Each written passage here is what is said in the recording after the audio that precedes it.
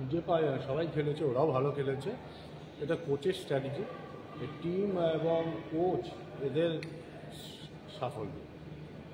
Team তো আমাদের সবাই জানে যে টিমটা আগের বারের থেকে অনেক বেটার হয়েছে, কিন্তু খেলতে পারছিল না টিম।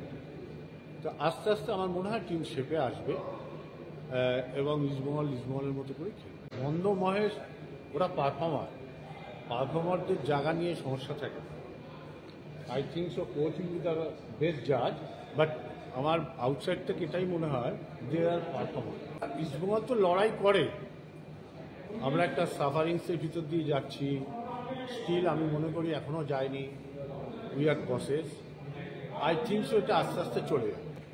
আমার মনে হয় এটা সাংবাদিকরা দর্শকরা এনজয় করবে।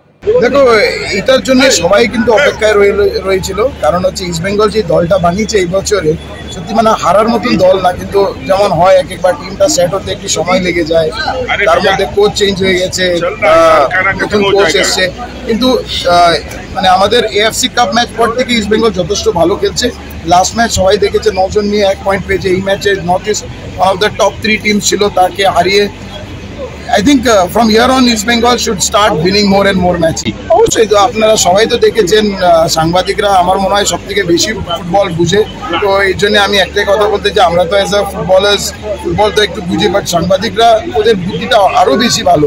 তো আই থিঙ্ক আপনারা সবাই দেখেছেন কোচ রাকিবকে ম্যান টু ম্যান মার্কিং দিয়েছে, ওকে কোনো স্পেস দেওয়া হয়নি, পরের দিকে সেকেন্ড হাফে লাকড়াকে নামিয়ে দিয়েছে যাতে কভারিং হয়ে যায়। And I think all the players has done a fantastic job, not only Aladin, কিন্তু যারা যারা ছিল ওদের মাঠে সবাইকে ওরা আটকে দিয়েছেন। This is one of the best victories for east. দেখো, এগুলো সব কিছু স্ট্র্যাটেজি ওয়াইজ করবে, কারণ আজকে যারা খেলেছে ওদেরকে নিয়ে ক্রেডিট দেওয়া হচ্ছে। যখন মহেশ বলো কিংবা নন্দ এরা নামবে, ওদেরকে এখন বেশি এক্সট্রা কনসিয়াস করে খেলতে হবে, কারণ বিষ্ণু যেই আজকে ম্যাচ স্টার্ট করেছে কিংবা Jeakson, they have all played their role and they have really done well. And I think it's now Nanda and Mahesh ke kun struggle korte hobe kimba fight korte hobe to get their place back in the squad.